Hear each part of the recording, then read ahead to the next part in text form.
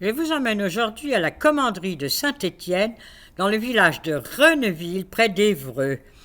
C'est Richard d'Harcourt, le deuxième fils de Robert d'Harcourt et de Colette d'Arcouche, qui fonde cette commanderie entre 1140 et 1150. Voilà la cour intérieure, la vieille grange est toujours là, le fourni.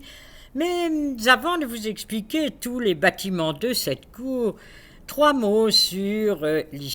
Les Templiers, qui sont des moines soldats, c'est assez original, mais ils ont été créés pour les croisades, pour être les relais, en fait, des croisés. Donc, le croisé qui partait, par exemple, d'Arras, eh bien, il donnait son argent au temple d'Arras, à l'ordre hospitalier, puis ensuite, tout le long du chemin, il pouvait prendre un peu d'argent et laisser le reste à la garde des Templiers.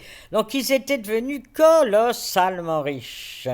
Richard d'Harcourt qui donne à l'ordre du Temple son fief. Au XIIe et XIIIe siècle, beaucoup de donations sont faites, tant et si bien qu'à la fin du XIIIe siècle, écoutez bien, 9 fermes, 4 maisons, des terres dans plus de 60 paroisses. Ça en fait une commanderie, mais riche, considérable de Normandie. Alors, en 1307, Philippe le Bel est inquiet du pouvoir de l'ordre du Temple, il arrête les Templiers, puis le concile de Vienne en 1313 dissout l'ordre.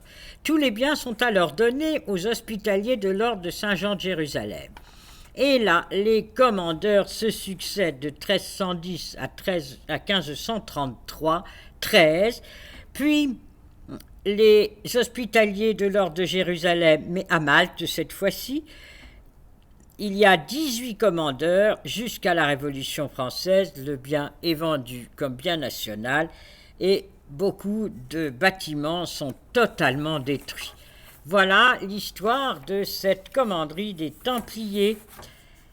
Maintenant, voyons les différents bâtiments à l'intérieur de cette magnifique cour et immense cour.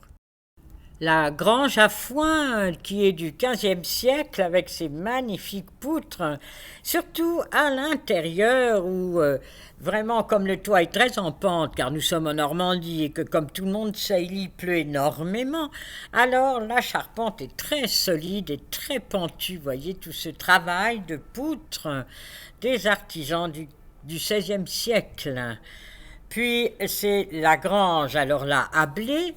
Elle fait 30 mètres de long, 14 mètres de large.